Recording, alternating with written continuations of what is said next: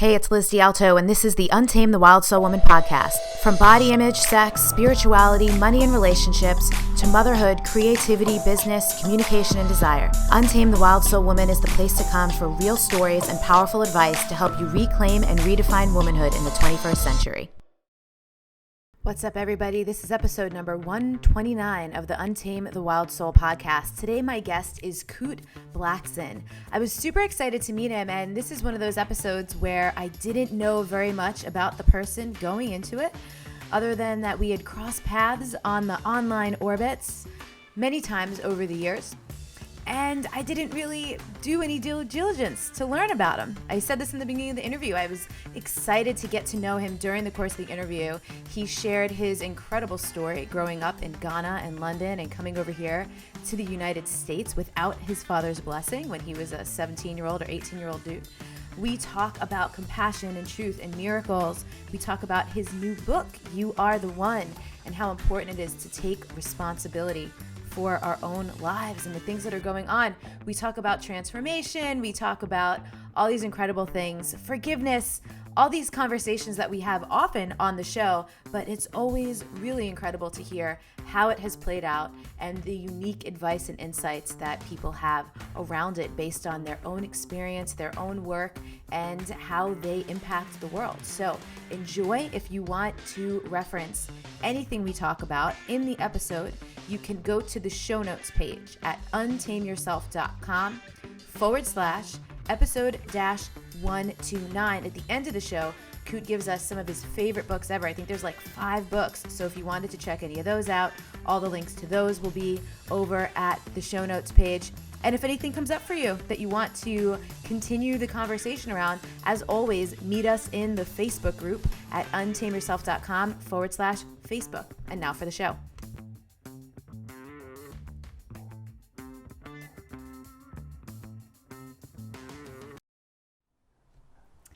Elizabeth D'Alto here, your host for the Untamed the Wild Soul podcast. I'm pumped today to have today's guest with us, Kute Blackson. And here's why I'm excited. I was just telling Coot before he hopped on not to be shocked that I didn't do a ton of research about him. This was a cool intro.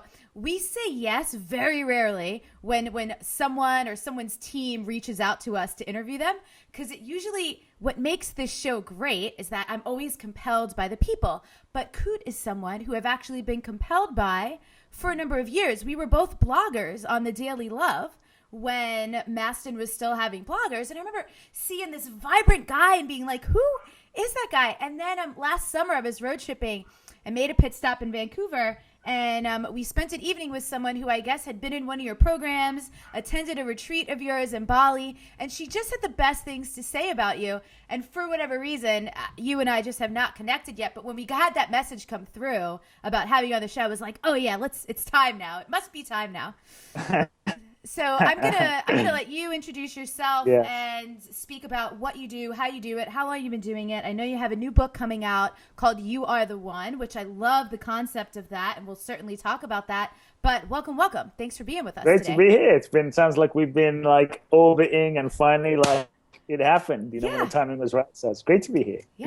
Yeah, so just a bit about me, I could talk forever. Yeah. But I was born in Ghana, West Africa. My father's from Ghana. My mother's Japanese. I grew up in London, now live in LA, and I get to travel the world. So on any given day, I never know where I'm from. It just depends on how I feel. So I feel like I'm a citizen of the universe, But really, my first memories, as a young kid, as a young boy, my first memories being around age 5, age 6, I remember feeling this deep calling to serve humanity. I remember feeling this undeniable burning desire to help people, to serve people, to inspire people. I didn't know what it was going to look like at the time. But also around that time, around 6, 7, and I write a bit about this in the book, I remember being this chubby kid lost in the crowd in Ghana, West Africa, and seeing this crippled woman crawling on the floor. And she was literally crippled, and everyone's trampling all over her. She picks up the sand that this man walks on and wipes it on her face and stands up. So you could call that a miracle. Week after week, I grew up seeing the same. Look at, let's say, a woman in a wheelchair, and he would say, stand up. And the woman in a wheelchair would say, but I'm sick. And he would say, no, you're not, stand up. And this would go back and forth, and she would stand up. So week after week, I grew up seeing blind people see, deaf people hear, people stand up in wheelchairs, cancer getting cured. This man was my father. He built 300 churches, spiritual churches in Ghana, West Africa. Is considered a sort of spiritual icon leader. He built a huge church in London. When I was age 8, I started speaking in my father's churches. When I was 14, I was ordained in my father's church and kind of told that I was going to be the successor to his whole operation and organization, and hundreds of thousands of people pinned their hopes on me. And, my life was pretty much set out for me. And I realized around age 14 that as much as I loved helping people and as much as I loved my father, this wasn't my path. Yeah. But I was terrified, but I was terrified of really speaking my truth and being honest with him, because I'd be outcast, I'd lose his love, I'd be alone. What would I do? What would happen to me? And so it took me about 4 years to really muster up the courage and face the truth of what was in my heart and have the conversation with him and leave everything behind. But I was always obsessed with the questions of, like, who are we and why are we here and what's the purpose of life and what the hell is this whole thing and why are some people happy, why are some people miserable, why some people have every reason to be happy, completely miserable, why do some people have, in India, every reason to not be happy, totally fulfilled and content and amazing human beings. So this became my obsession, and I read, God knows, like 800 books by the time I was like 8 to 18, just trying to figure all this stuff out, and personal growth and spirituality and self-help has been really my entire life's passion, obsession, calling. So, 18, I had the conversation with my father, and I finally told him, I'm not taking over your churches, and the violins and the angels didn't come out. We didn't speak for about 2 years. Oh. But I really believe that when you follow your heart, when you follow your true soul's calling, the universe is always supporting you. Even if you can't see it with your physical eyes, there is an invisible force that is moving us and guiding us. And I felt like I was being guided. And cut a long story short, I ended up winning a green card in the green card lottery. I didn't know that was a thing. I didn't know it was a thing. One day there I am sitting in the library as a 17-year-old kid going, God, I feel this vision. I feel this calling. Like, you got to help me. I'm going to listen. I'm going to leap, but you got to give me a sign. And I was sitting in the library one day about in school, and someone literally walks up to me and says, look at this Economist. I look in the back, I felt chills. I look in the back of the magazine, it says the American government's giving away 55,000 green cards in the green card lottery. And I felt it in my body, and I felt the sense of, I'm going to win. Yeah. It was crazy. Like, how the hell am I going to, this is a lottery. And sure enough, I applied. I was told that unless you hear back by a certain date, just move on with your life. They don't even give you a notification that you haven't won.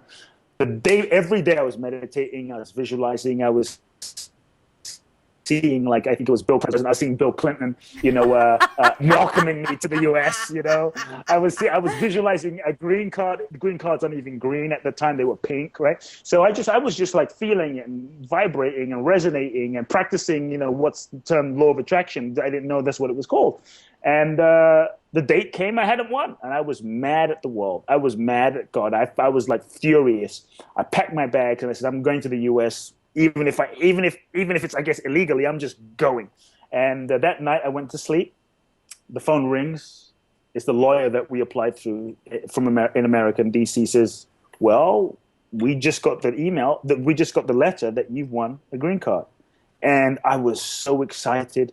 But then I heard this voice that said, did you not believe? Did you not have faith? Did you doubt the knowing? And I think sometimes we feel the calling, to follow a dream or pursue something, and we start questioning and we get into the mind and we start doubting. And that was really living proof for me of that there is something, an intelligence, call it life, consciousness, God, the divine, the universe, whatever label you want to put on it, that is unfolding and guiding us. And that's when I really felt it. So I came to the US, 2 suitcases, $1,000, no one in the country, totally outcast by my father and the church, and following my soul's inspiration, and went and found teachers and mentors. Most of the folks, maybe some you've interviewed, many, of whose book you've read, Tony Robbins, Chopra, Marianne. I mean, the list goes on. I went and found a lot of the known people, the famous personal growth authors, but I went and found also basically everyone I could find that had any insight into the human condition, and traveled the world. And it was really out of that, my own journeys to India, which I write about in the book, that I really came, about 15 years ago, came to a whole way of working with people to help transform them, and became a coach, transformational coach. Now, you could say transformational and spiritual teacher, helping people liberate themselves, free themselves, and live authentic life. So I get to travel the world and spread love. So I need to know, when you came to the U.S., where was the first place you landed? Oh, I'm going there today, actually. I literally show up. I was this kid, I was 18 years old, this kid, and I asked the taxi guy, take me somewhere, because I had no idea where I was going. Like, I didn't know anyone, and I had no idea. So I said, can you take me somewhere safe and cheap? Because there was no real internet back in those days. Can you take me somewhere safe and cheap where I can stay for like a few days? He takes me to Venice Beach. Now it's pretty hip, but then it was like a little edgy. Yeah. And he dropped off in Venice Beach, and I look around, I'm like, where have I landed? And I just started to cry. Oh. I'm not going to pretend. I literally bawled. And I sat on the beach for like 2 hours going, what am I going to do? And then I stayed in a place called Venice Beach Cotel. Not even a hotel or a motel, but a cotel. I've never even heard of that either. You never heard of a cotel? I mean, I was at the cotel in this, like, they had dorms in this cotel paying, I think, $18 a night. And I was just like, what am I doing? Yeah. But something was pulling me. Something was guiding me. And then I went and got an apartment downtown, paid $250 a month, and literally had no furniture, was eating bread for a week because I had no money left, pulled the mattress off the street. And it was rough. Let's put it that way. It was rough. But I felt, you know what? I felt because I wasn't compromising my soul. I think so often we compromise our truth to be loved. If I'm really who I am, then the fear is if I'm really who I am, then I'm not going to be loved. Then my parents won't love me. People won't love me. My husband, whoever it is, won't love me. I'm going to lose that. But I looked at my life, and the decision I made, around age 17, 18 was, I saw my life set out for me, the path that my father had crafted, and everyone, all the life of everyone else's expectations. And I realized I could be successful by everyone else's standards, but I'd be a failure. If I didn't have myself, if I didn't have who I really was, it was an empty life. I was basically committing a soul suicide. And it was so painful to feel that. And I think so often deep down, we know the truth. We feel the truth. We know the truth. Many of us, we sense this relationship isn't right for me. Is this right for me? We know inside, is this job, what's my life purpose? We have this sense, we have this knowing, but we're either BSing ourselves, lying to ourselves, settling, rationalizing, pretending, playing a game of confusion, because when we're confused, we don't really have to do anything because I'm confused. But deep down, if someone put a gun to our heads or said, I'm going to kill everyone in your life and let you tell me the truth, we will tell the truth because we do know it deep. We have an inkling. Yeah. So I was willing to tell the truth, and I was willing to be honest with myself. And that's what really, I think, helped me make the leap and follow my path and not compromise my soul. And even though I had nothing in those beginning days and I knew no one and was really struggling and stealing bread from supermarkets, I felt like I was free. I felt like I was being true to my soul, and I felt so full. I felt like I was being guided. I felt magic, and that's what really kept me going, because I felt like I was in alignment with what I was really meant to do and the life I was really meant to live. Cool. And yeah. So I was so excited in the beginning to meet you here. I forgot to ask you the first question I always ask everyone. I've only done that once or twice ever. What do you love about being a man? What do I love about being a man? Yeah. Or, no, a man, not a human, right? Man. Wow, I've never really been asked that question. Most people haven't. Take your time.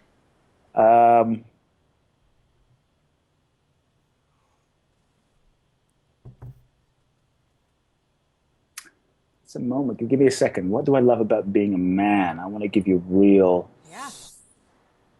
The first word that, at least for me, and I'm not thinking about this, the response, but the first word that arises for me, and I guess it could be taken for being a human, but I equate it with being a man, is integrity. And what's really important in my life as a man is integrity. And okay, you could say for a woman, but I think as a man, integrity is so key.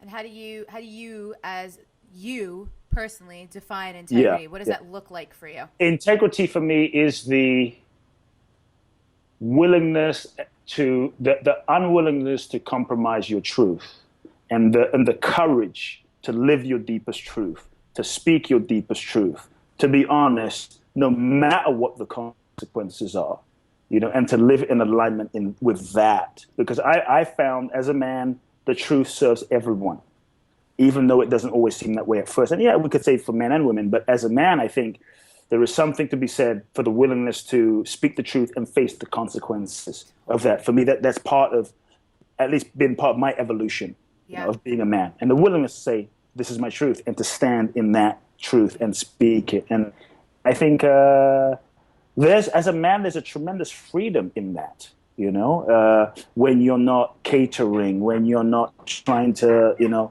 when you're just like, this is who I am, this is who I know I am. And that's freedom. And I think inside of the masculine, there is a deep drive, conscious or unconscious, for freedom, a deep drive for freedom. And I think that when we are living the freedom of what we are, the freedom of our being, then we don't have to seek superficial sources of freedom outside, because what we inherently recognize that we are is freedom. And I think that maybe I can find a freedom in that woman, or freedom in sex, or freedom in, that activity. But inherently, at the deepest level of my own consciousness, I am freedom itself, and through my own spiritual practice, there's been that recognition. So I think integrity, freedom is what I love, if that makes any sense. So, yeah, and you had mentioned this earlier about being in alignment, even when it's tough, even when there are consequences, right? Because I think most people, when they're not speaking their truth, it's because they don't want to face the consequences. We're afraid of facing the consequences. Well, the consequence of, if I speak my truth, then my wife's going to leave me. Or if I speak my truth, then I might have to leave my job because my job is not in alignment with who I am, or it's totally opposite to my values. But we're afraid of the money. How am I going to survive? How am I going to pay? So there's so many ways, if I can say that, I think we prostitute ourselves. There's so many ways we sell ourselves out. There's so many ways we compromise. And I find that when we compromise ourselves, when we prostitute ourselves, when we sell ourselves out even a little bit, we make a conscious and even unconscious withdrawal from our own trust account with ourselves. And then what often happens is then we try to go make shit happen in the world. We try to go manifest things in the world, but it doesn't quite manifest in the world because part of us doesn't really believe ourselves. We're kind of out of alignment.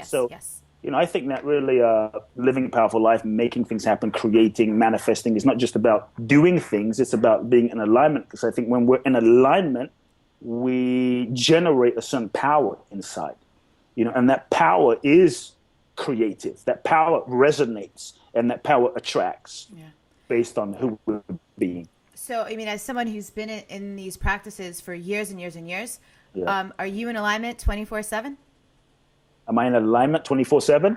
I think more and more, I think over the years, more and more and more and more and more. I mean, 24/7, probably not, but I think I've fallen down enough. I think I've made enough mistakes. I think I've screwed up enough that at least in my own process in spiritual practice, what I found is the deeper I go, the deeper I connect, the freer I get, even like the slightest misalignment feels more painful. Even if it's smaller. Totally. And not only does it feel more painful, and the consequences internally just feel that it's not even worth it, whether it's speaking an untruth or, just not being totally like direct or clear or doing something that's a little off. It feels off. And the universe, I found, the higher we go, the higher the responsibility. The universe gives us more feedback, like bam. I agree with that 1,000%. Course correction. Yeah. So I think that has forced me more and more and more and more to be more and more in alignment. And I'll be honest, I waited a very long time to put a book out into the world, precisely because of your question. Because I didn't really want to just regurgitate everyone else's stuff, And I didn't just want to be someone that was just talking the talk, but not really living it and embodying it. So I had a vision for the book, let's say 10 years ago, but sometimes I think our dreams and our visions are evolutionary, and it takes us on a journey. So I had to go, I think, on a journey of really becoming a my book, my own teaching, what I share, so that I could fully, stand in alignment and integrity with what I speak. I dig that. So it's been a journey. Yeah. It's a super journey, and I'm with you. Like anything I do, I want to have walked that path first, right? Yeah. Because then it's so much easier when people are wobbling on the way and you're like, okay, I've been there, we could do this. So what, when you do sense, if there are any little misalignments, and whether this is you right now or with people that you work with, how do you recommend for people? What kind of advice do you have for someone who notices, I'm a little off here? How do they recalibrate to get back in line? Well, I think, there's a few things. I think part of it, we also have to be aware of our attention, and where our attention is. And one of the questions I'm always asking myself is, where's my attention right now? Because many times we get so distracted that we don't even realize that we're out of alignment, because there's social media and there's this and there's that and there's like we're on a phone. It's like, when we're doing this, we're not even present with ourselves. Yeah. We're like somewhere else. So it's hard to be in alignment if we're not really connected or present with ourselves. So I think the cultivation of moment-to-moment awareness with ourselves by asking, where's my attention right now? Oh, it's gone over there. It's in the past, in the future. It's on that person. Where's my attention right now? And really not allowing our attention to be hijacked by all the external sources, I think, is one thing that we have to cultivate, because our attention gets hijacked like that. It's huge. And I think it takes some discipline. And I think for some people, discipline is such an unsexy word. Yeah. They don't want to do it. I know a lot of people who want to, similar to what you were saying earlier, right? People are afraid to tell the truth because they don't want to deal with the consequences. I think often people want the result without having to do the work for it.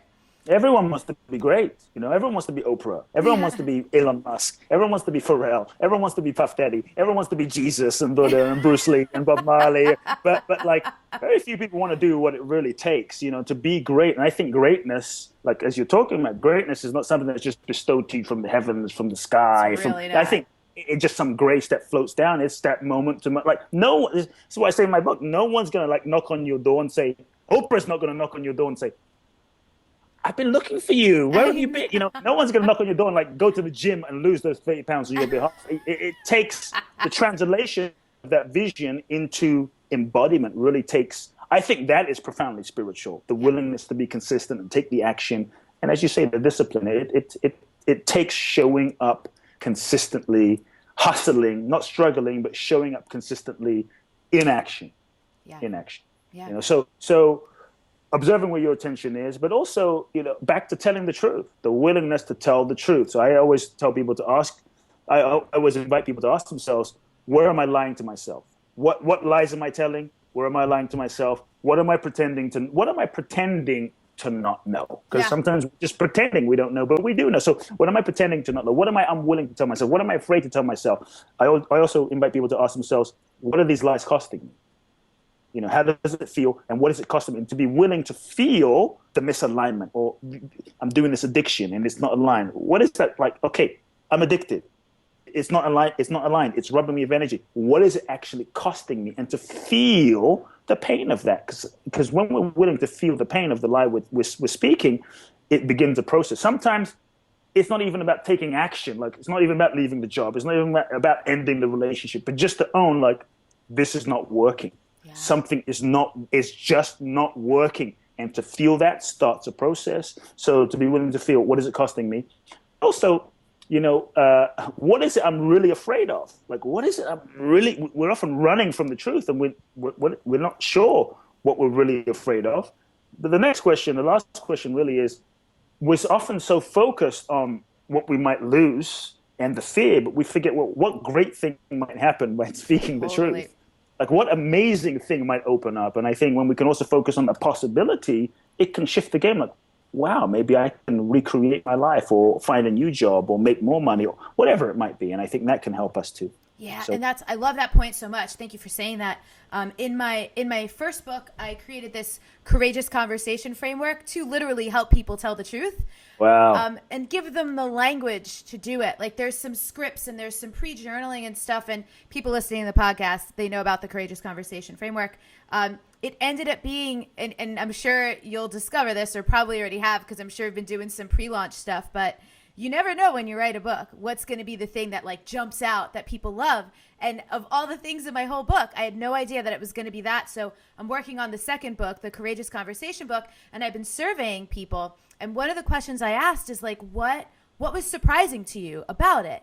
And it goes to what you were just saying about possibility. People were so scared that they were going to be rejected or met with harshness or whatever. They were like, I was so surprised at how receptive the person on the other end was, or I was so surprised at how willing to listen this person was, or, all those things. I love that you said that, because it's not fixed, and we get up in our minds and we play out all, like, we're all writing screenplays in our mind, right, of how horrible things can go. Yeah, exactly. And we're never writing, well, not we're never, but some of us aren't as disciplined at writing the screenplays of how magnificent it might go. What could happen? What amazing things might happen? What's great about what's great about this? What great could happen? And the mind. You talk about the mind. I think the mind is constantly selling us a bunch of BS. It's constantly selling us stuff. Most of the same, what it sells us today is the same stuff it sold us yesterday and the day before, and we're constantly buying it. We're constantly, buying what it's selling us. So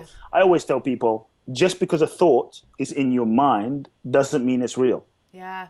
And we often think just because the thoughts in my mind, it has to be real. No. I think the other thing I'd say is to, in terms of the attention, the truth, but to cultivate awareness, to observe the thoughts, to observe the mind, and to really start questioning them. Because we often attach to those thoughts as though they're real, and then they take us on a whole trip. And then we're not even aware that we've attached to it until like 2 weeks later, and we feel terrible. Or 2 hours later, it's like, why do I feel terrible? Because we've been unconscious to the fact that we've been spiraling in this story. We just haven't been present. Yeah. So to really observe the mind, question the mind, recognize just because the thoughts in your mind doesn't mean it's real. Our relationship with our thoughts, I think, are really, really, really important as well. 1,000% agree with you on that as well. So something I did in my little bit of research I loved this. You and I have this in common. You talked about on your site uncoaching and untraining. I call it deprogramming and deconditioning often. Yes. And this relates to what you were just saying about the mind, right? Part of why we buy those initial thoughts that aren't true or aren't real is because we've been conditioned that they are. Yeah. So can you, and this might be in your book too, we'll get to the book in a minute. I'm really excited to ask you about it. Can we just riff on that a little bit? Because I'm obsessed with this. And in seeing all the places and spaces where that conditioning and programming comes from is wild. It's at the root of it all is conditioning. Yeah. Why we don't do what we're supposed to do, why we're attracted to certain people. So many times we have so much information, and why is it that even though we know the information, we often don't do what we know inside? It comes to our conditioning. So what I found for myself and working with people over the last 15 years is, we're born free. We're born as children, like alive and vibrant. A child would just jump on this table, doesn't care, am I fat, can I sing, what's my voice? A child is just freely expressing itself, fall down, poop, fart, burp, doesn't care. It's just like, I'm the greatest, they're in touch with the divine nature of their being. You look into a child's eyes, you see the unconditioned pure essence. And then what happens is we're born, we meet our parents. Some of which are a little crazy, some of which are challenged, some of which, have their own unique stuff, right? And they're doing the best they can, but they've been programmed by their parents and their parents and their parents generationally. So now we're born with these bright beings, and maybe pain, abuse, trauma, abandonment, neglect, whether it's very intense or whether it's just, they're just not around or they don't know how to meet our needs. So often two things happen. As children, in an effort to survive, function, what we do is we start disconnecting in a way to not feel the pain of certain things that are happening. And we develop these coping mechanisms as a way of just shutting down, to not feel what's going on, and then layers build up. And then we kind of learn a way of being. We go out into the world and maybe we're loud and our dad shouts at us. So we learn it's not safe to be fully expressed. So slowly we develop a mask and a persona and a way of being again of like, who do I need to be in order for you to love me? Yeah. And we start learning and we start creating a character and a mask and an identity that we then hold tightly to, that kind of like avoids pain and gets us love. Maybe we become an independent person, the caretaker, the nice person, the funny person, whatever it is that we've learned that gets reinforced to get love, validation, approval, a sense of connection. So this becomes a certain identity that we hold tightly onto, gets reinforced, and we call this me. It's just who I am. So I often ask people, is who you are who you really are, or is it who you've been conditioned to be? Because the degree to which we've been conditioned is the same degree to which we're not actually free. We're locked inside of this prison, but we often don't know. We're often not aware. We just think, no, it's really what I am. But it's often what we've been conditioned to simply survive. Yes. Survival.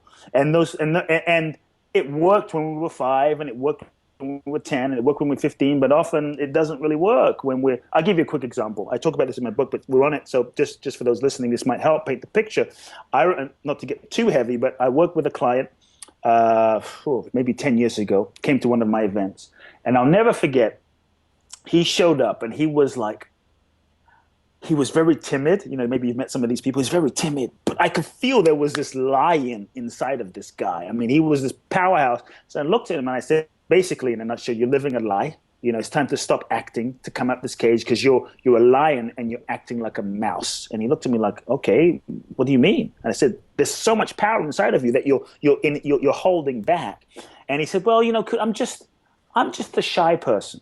I'm just shy. That was his whole thing. I'm shy. I'm the quiet person. I'm in the background. And here he is. He married a woman who was very outgoing, and he was always the one in the background. And his whole thing was, well, I'm the supporter. I'm the shy person. I don't need to be front stage. Yet he has this frustration of feeling like he has so much more to give, so much more he wants to offer the world. And there's a next level of success that he feels he wants to create, but he's not creating. And obviously, to be successful, you kind of have to be a bit more out there. And he's not being out there because he's shy, right? So I asked him a few questions. And as I worked with him, what unfolded was he came to me. He said, Coot, I've been crying for 24 hours. Mm-hmm. Tears streaming down. I mean, he was just bawling. And he said, I'm 55. I haven't cried in 50 years.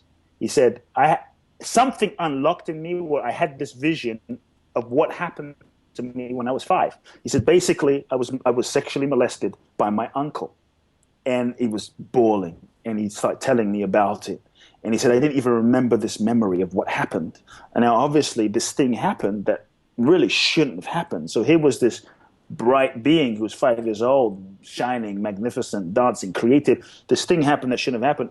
On some level, unconsciously, he shut down. And he was told never to speak about it. So not only did he shut down, he learned that it wasn't safe to be seen. And that when I'm seen, when I'm out there in the world, then bad things happen. So as a survival mechanism to protect himself, he learned that if you can't see me, if you can't see me, then you can't hurt me. So his survival mechanism was to become shy and invisible and quiet. And that wasn't who he really was. It was just the conditioning and the protection that he developed to keep himself safe. Yeah. And that's what he'd been living in his entire life. So I think we have to become aware. We have to question. We have to be willing to feel the feelings that we've suppressed and really have the courage, because I think it takes a lot of courage to be willing to look at our conditioning, to question it, and to start letting go of the conditioning and the ways we've been doing ourselves, Yeah, and I never tire of hearing stories like that.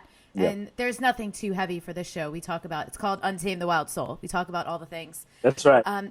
It's magnificent. So a couple years ago, actually up in LA, I went to one of these seminar things, like these 5-day transformational things.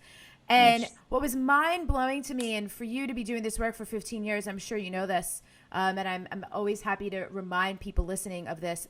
It's not a phenomenon. It's just the way things are, is that you literally never know what's going on with any given human.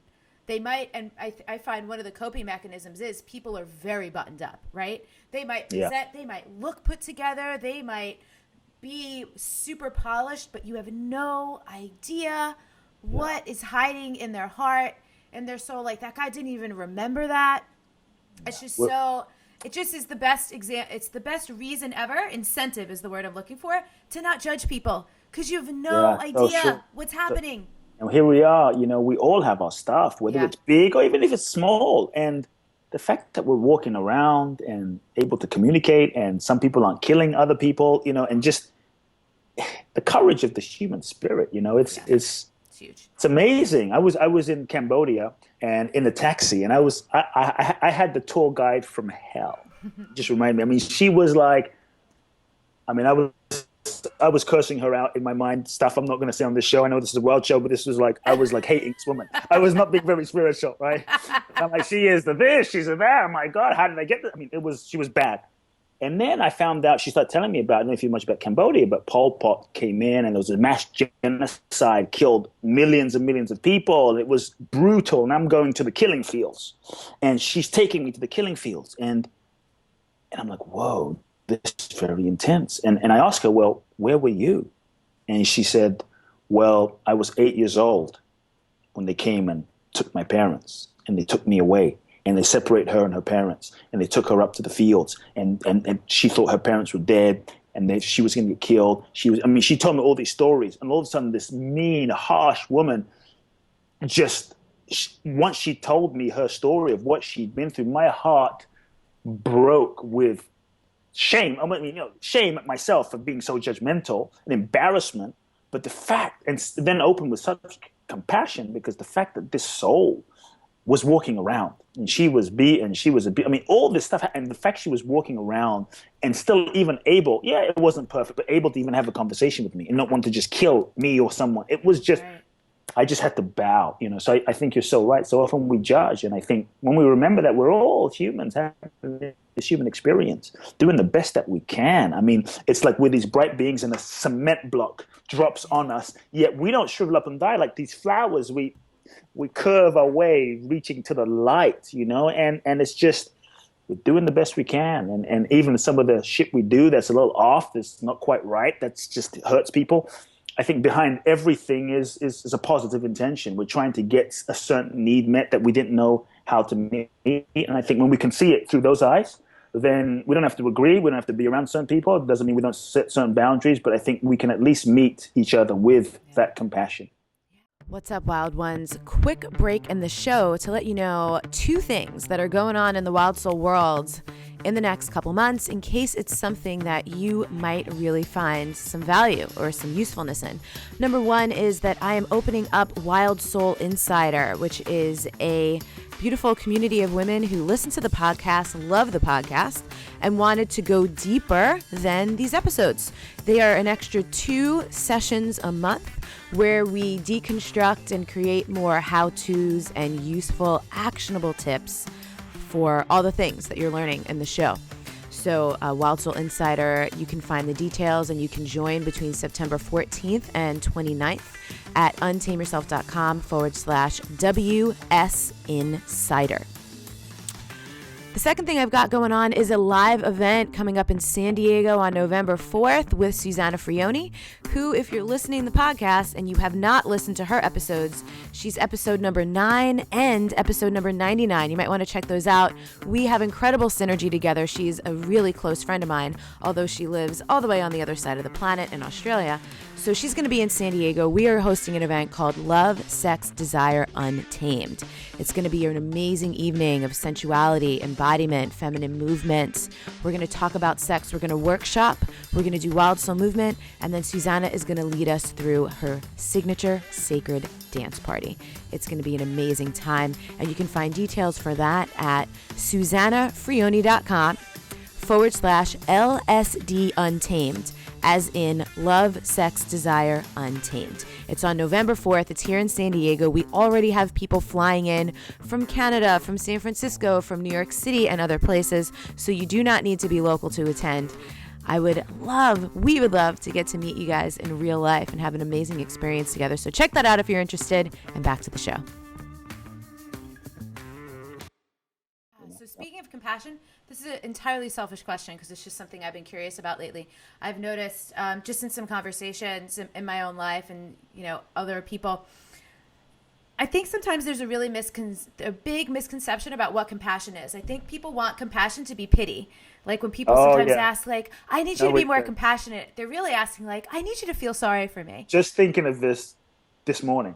Really? Nope. You're freaking me out here. Keep going. Oh, that's how I roll. That happens on my show all the freaking time. Cool. Yeah. So how would you define compassion? And then tell me why you were thinking of this morning. How cool.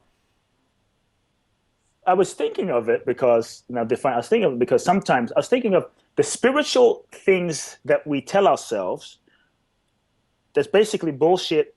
But no, it's not bullshit, but we use it as a way to justify our bullshit. Yes. Like, I am exactly where I'm supposed to be. Yeah, you are exactly where you're supposed to be, but you've been there for 27 years. It's like, it's not an excuse. Do something different, Yeah. So we use certain things. So sometimes there can be a thing of compassion. It's like, let me be compassionate with myself and accept myself as I am and where I'm at. But maybe you need to stop doing that addiction. Or maybe you need to stop indulging that pattern or that way of being that you're just kind of indulging at this moment, And I think there has to be a moment where, you can be compassionate with who you are and what you're doing and where you're at and why you're doing that, or, but there comes a moment where you also have to say, I'm going to be compassionate, which is not judge. But that doesn't mean I don't have to be responsible and make a choice. Yeah, yeah. And the choice isn't like right or wrong. The choice is really about how can I evolve as a soul? It's not about, oh, God's going to punish me. I'm going to go to hell. This is my parent. It's just, is this choice evolving my soul? Is this choice helping me evolve and become the highest version of myself? Or am I just becoming a slave to my addictions, my patterns, my thoughts, my mind, my limitations? Or am I actually transcending and becoming liberated? And I think that's really what it is. So I think compassion is the willingness to say, okay, I'm not going to judge myself for doing that. I'm not going to judge myself for where I'm at.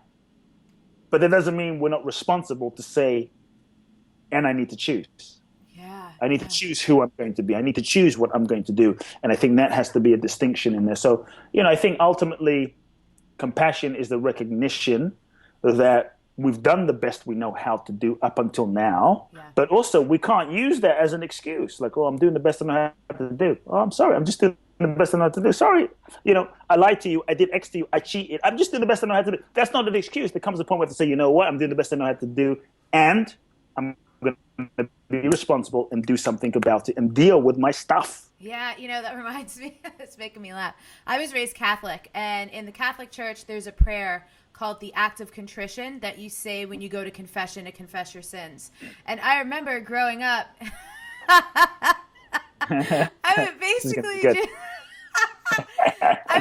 just do whatever I wanted and then say an act of contrition, But I'm not sorry. I was just doing whatever the hell I felt just say a prayer. Yeah, just say the prayer. I'll say my prayer. I'll let myself. Responsibility. Yeah, that's what you're saying. So compassion is not compassion, and loving oneself is not an excuse for not dealing or taking responsibility. Yeah. It's not letting yourself off the hook. You can go, all right, I was doing my best, but then take responsibility for how you can get better. Cool. I appreciate that. So, you know what? I'm really curious. And but compassion is also, I think, the willingness to bring love to the parts of ourselves that are in pain, to bring love rather than beating ourselves up for doing the thing. I did it again. And because beating ourselves up, we can't judge our way or beat ourselves up into transformation. Super true. And when we judge ourselves, we just end up reinforcing the very pattern that we're trying to change. Yeah. So I think when we recognize, okay, I'm doing the best I know how to do.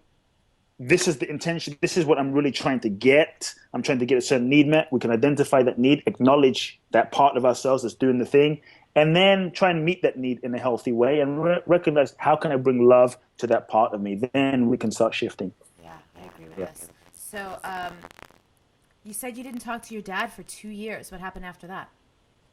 I came to the U.S. and we didn't really speak. I mean, we didn't speak for a couple of years. I guess it was a little chilly. He felt maybe a little betrayed or just unhappy, and I was just doing my own thing, and I'll be honest, I was a little mad.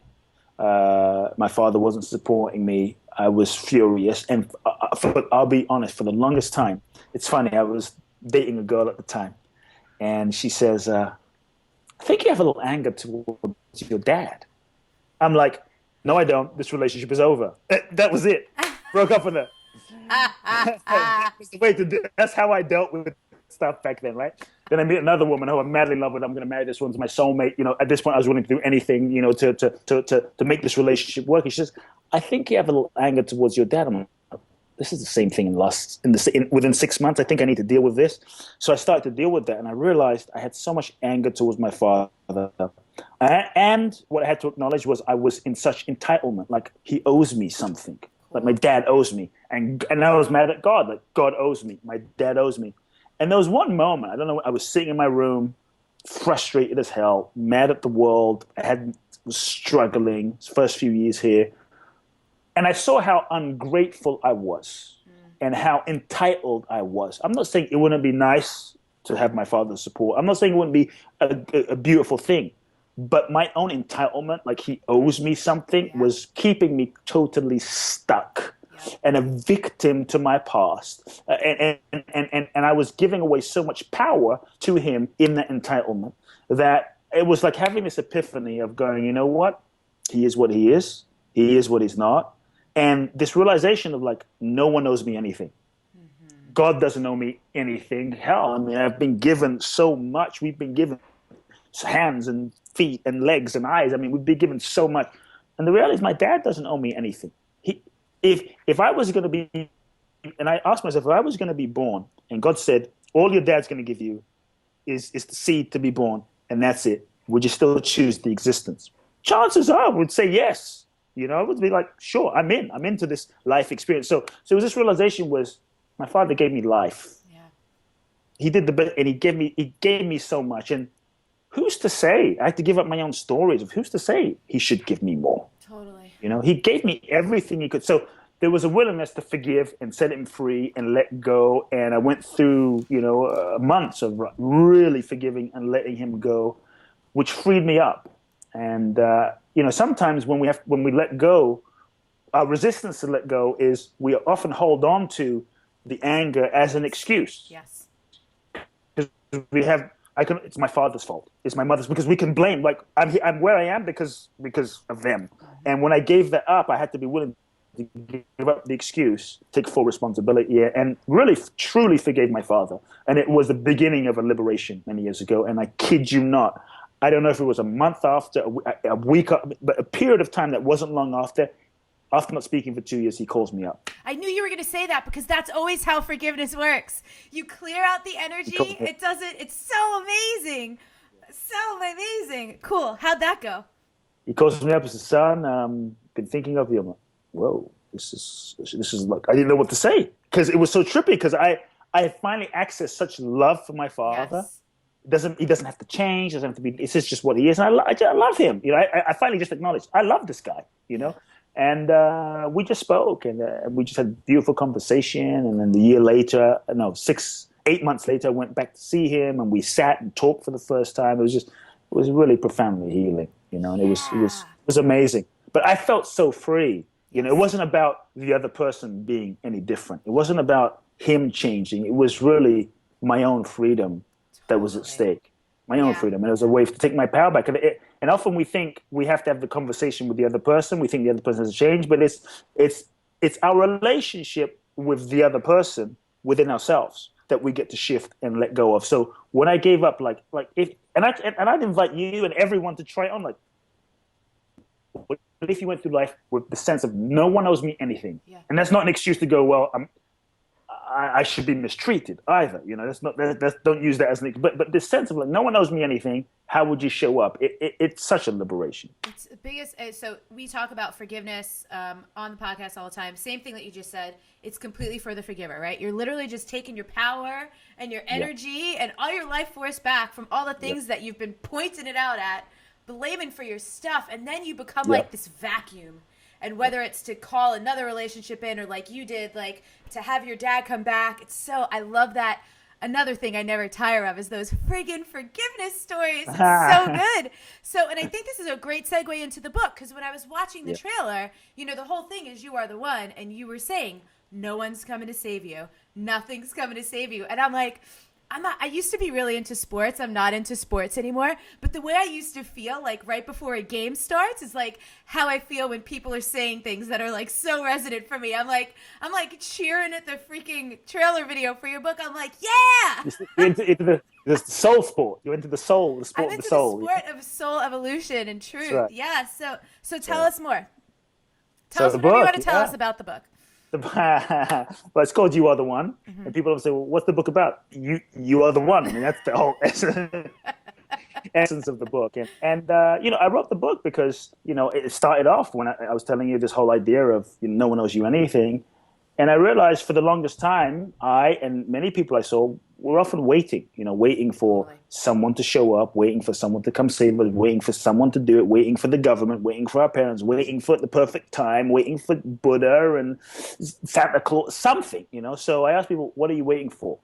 And often our waiting and what we're waiting for is simply an illusion, And so the book is a bold invitation. It's really an invitation. It's a bold challenge, an invitation to step into your greatness and say, look, Bruce Lee, Oprah, Elon Musk, all these people, Pharrell, Puff Daddy, they're all great. The president, whoever you worship is fantastic. But so often we've worshipped Gandhi, Mother Teresa. We worship these people. We watch the Super Bowl. We watch the Grammys. We watch these amazing TV movie shows. And we're like, wow, they're incredible.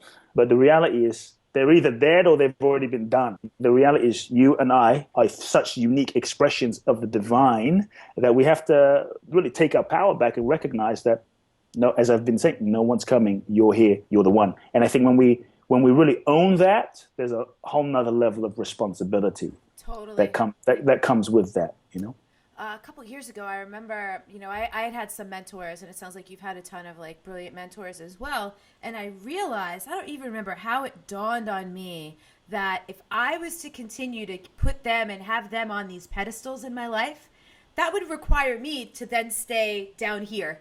Right. And so for anyone who's listening, not watching, I'm holding one hand up on the pedestal as my mentor. And then I'm like many rungs below that person. Yeah. So it was like, oh, man, I even in that way have to. It's about me rising up. It's about me realizing like we really are all human equals, though. I think it comes back to your conditioning thing. Right. Where however we've decided to measure who's better than other people. Yeah. We put ourselves under those measurements, and then it gets all funky. The great ones, I think, it's great to admire them, but they just show, like Mother Teresa, Gandhi, Bruce, all these folks, they're just showing us, I think, our own capacity. Totally. What it is to be human, and it's not to be like, oh my God, they're amazing and I'm not. They're just showing us what is possible. Like you look at the Olympics, it's happening, it's like, that's what's possible. It's like the possibility of what happens when we dedicate and stretch ourselves. So I think Mother Teresa, Martin Luther King, Buddha, MLK, we can all be that. We all have that seed in us. And if we look at them and go, wow, I see such greatness in them, the fact we can see in them means it's in us, whether it's alive, fully expressed or not. And I think what we have to start doing is go, what do I see in them? And how is that in me? Yeah. What do I see in them? And how is that in me? And start owning and start projecting it out there and start owning it within ourselves. Yeah. I think that's when we start accessing the power and really start looking at what are my gifts and how can I give those gifts? Because I believe that our dreams, choose us. We think we choose our dreams, but I think our dreams choose us. And our dreams choose us because, you said something about comparison. I think one of the things that stops people from really giving their gifts also is we're constantly comparing ourselves. Well, there's Pharrell and there's Oprah and there's Elon Musk and there's Bruce Lee and there's, oh my God, how am I going to be? There's Marianne. I'm not going to. It's like, yeah, I mean, they're all unique. We're all unique. And I think we have to give up the comparison and get in touch with our own uniqueness, our own unique expression. I think that's important. So I think our dreams choose us because based on our experience, based on everything, our pain, trauma, successes, everything uniquely crafts us to be a unique vessel to be able to transmit the message and the voice in the way that certain people won't be able to hear it in the way I say it. They're going to hear it the way you say it. They're going to hear it in the way Marianne Williamson says it or the way Oprah says it. They have to hear it in the way you or I say it. And that's what we have to honor. It's like the unique shades, the unique flavors of ice cream, the unique shades of the divine. So I think our dreams choose us.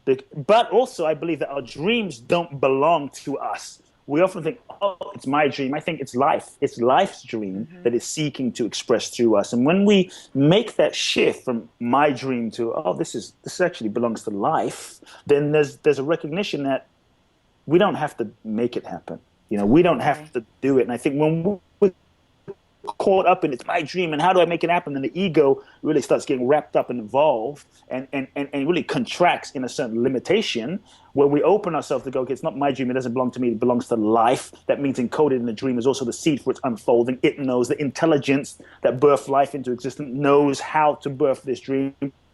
Then our job is to really get ourselves out of the way and surrender and let life manifest through us. I'm getting that like sports feeling again. I'm so excited, pumped up about it. Yes, because so the movement practice I created a couple years ago, Wild Soul Movement, that's what I've said about it all along. It feels like this idea that chose me, and it's never felt like it's mine. It's just has chosen me to be its steward, which then feels like an honor and a privilege. It feels like a divine assignment, which also makes it feel like I can't fail. And there you go. It feels lovely that like, oh, it's not about me. It's never been about. Takes so much pressure off too. The key point right there is it's not about me. Yeah. The ego wants to make it about me and my. How will people respond? How will people like? And then we contract. But if you look at the great ones, Buddha, Jesus, Martin Luther King, Bruce Lee, I mean, Muhammad Ali, I mean, the list goes, JFK, I mean, the list goes on and on. Like I look at someone like a Gandhi or a Mandela, what made them great was it wasn't about them. Yeah. And I think when we really tap into that level, then we transcend ourselves. And when we transcend ourselves, we tap into a whole other, we plug into a whole other stream of consciousness, and in that level, that's where miracles happen. That's where miracles manifest. Yeah. Because the mind, when we try and fulfill our destiny just with our mind, 2 + 2 is 4. It's limited. But when we tap into the infinite realm of possibilities, that's the miracle zone of like magic, where universes shifts and culture shift and miracles happen, And my father would often say when I was a kid, and I'd worry a lot, as a teenager or what have you, oh my God, how's this going to happen? He would look at me and he'd say, Coot, did you bring yourself here? Wait, did you bring yourself to this planet? I'm like, no, I just showed up here. He goes, exactly. If you didn't bring yourself here, and you just showed up here, surely something brought you here. And if something brought you here, that something, whatever that something is, surely it knows, that intelligence knows how to fulfill itself through you. So just relax. Get yourself out the way. I love that. Yeah. Yeah. Did you bring yourself here? That's a good one. So you mentioned earlier in your whole journey and path, probably myself too, tons of people who listen, you've read a ton of books. Yes, I have. Whoa. So now we know your favorite book is called You Are the One, but other than your own book, what are like top 3 of all time? I know it's a tough question. Do your best. Oh. Man, I'll be honest, it's so difficult because at different stages of my life. Right, yeah. Good call. Right now. Books. So right now, let me tell you the books that impacted my life at different stages, because depending on where people are, they'll tap into it. Like one of the books that really impacted my life, I'll give you a few. I'll try and get into 3, but one of the books, the first book I read, Shakti Gawain, age 8, Creative Visualization. This is pre-Secret, pre-All Law of Attraction, pre-Hicks and all Abraham Hicks. It was such a simple, like, feeling, thinking, thoughts, vibration, change your reality. Bam! I was age 8, transformed my life. Age 11, I read Unlimited Power by Tony Robbins. Boom! Oh my God! As an 11-year-old kid, blew my mind. That's amazing. Then I read, I think it was Think on These Things by J. Krishnamurti, blew my mind. The other book that really also impacted me as a 14-year-old kid was 7 Habits of Highly Effective People, Stephen Covey. Then another book that really, 2 other books. One book that really impacted me was The Art and Science of Being by Maharishi Mahesh Yogi, the founder of TM, that really had a profound impact in just the transcendental meditation. Cool. It's a magical book, deep understanding of just kind of reality. And the other book that impacted me, and this is a book, often different stages of your life, you hit different books. Yeah.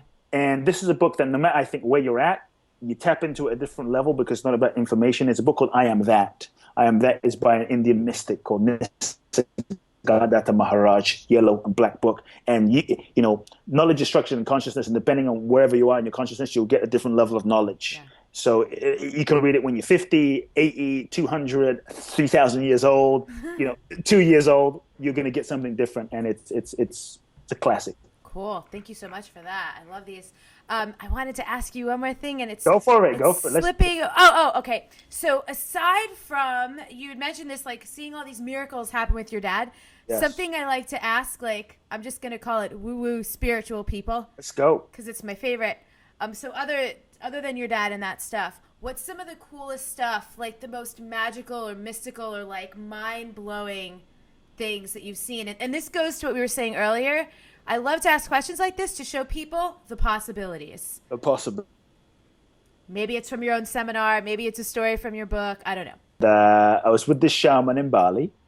Oops, are you there? Yeah, yep. I was with the shaman in Bali, and we're in the middle of nowhere. I mean, it's like out there, and there's green around, and it's kind of moonlight, and he rubs his hands. I'm like, okay, what the hell's going on? Big deal, right? He rubs his hands and he puts them in my front of my face, like this close, you know? I'm like, okay, you know, la la la la la. And I kid you not, I see smoke start coming from his hand, like cigarette smoke, almost like smoke just blowing from his hands. I'm like, whoa. And then he puts his hand on my neck, and it was literally like an iron, like a hot iron, like a hot iron that was like on my neck. And I remember feeling this whole energy shooting up and down my spine. Cool. And it was just like profound, you know, anyway, give me a healing session and what have you. So, I mean, on and on. I mean, I could go on and on, but that was a I love stuff like fun that. thing. Well, and then here's the follow-on question to that, and then we'll wrap it up because I don't want to take too much of your Yeah, time. And then what happened, right? Because I think we have these like great spiritual experiences. We witnessed these miracles. I had Martha Beck on the show. I don't know if you've ever read any of her stuff a while back, and she was like, "Yep, all these miracles are happening, and none of them are that big of a deal. Like this is just miracles are the way it is." But what was the result? Like what happened after that? I mean, I even remember feeling, I'll be honest, I felt like something rearranging in my body. Cool. And it was a cellular rearranging. Nice. And, you know, to speak to what you said, I really want to just acknowledge because, I mean, I grew up seeing crazy miracles. Like my father, wild stuff happening. And I think so often we're searching for miracles, you know, but I think what's right in front of us every moment, the fact we can have this conversation right here, and you have your entire history I don't even know, and I have mine, and with these beings and this universe is happening, and we can sit here and understand each other. Yeah, that's a profound miracle. The fact that like inside of our bodies right now, we are being breathed by infinity, and love is moving through us, and there's trillions of processes, it's a miracle. So I think the moment we can recognize the miracle of each moment, the miracle of what we actually are, even a breath, like you don't have to go far and wide, even just a breath, like that's God moving.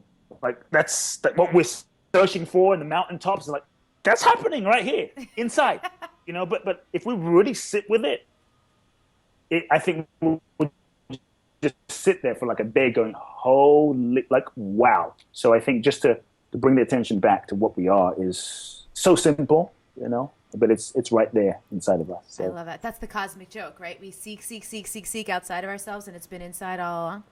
Yeah. So, all right, where can they find the book? Where can they find you? Yeah, the book is in their lives. Yeah, the book is out now. It's come out a few weeks back, and they can go to www.youaretheonebook.com and they order it through there. Take them to Amazon, but if they order it through there, they get a bunch of free gifts and you know all sorts of goodies. Oh, cool. They can also go to www.kuteblackson.com. That's my direct website. And that's Coot is with a K, not like the word cute. Yeah, yes. Kute. Kute Blackson, BLACKSON.com.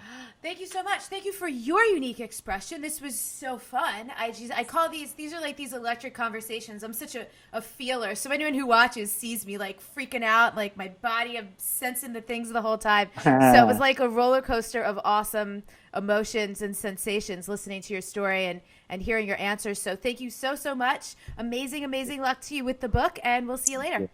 Big hugs. So what will often happen is there's a theme to a violation, right?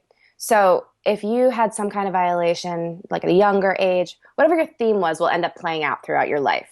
So for me, like manipulation was a theme. So I was always afraid to be manipulated. Well, what did this mean? It meant that I wouldn't engage in certain kinds of relationships with certain people who were powerful. I was afraid of being powerful. I was afraid of manipulating others. What did that actually look like? It meant like totally playing small, hiding my voice, hiding my intelligence, not engaging with people who could potentially be smart enough to trick me into something. And not knowing why, you know, just being like, well, they're, you know, just having really strong emotions against a certain kind of person or against a certain kind of experience.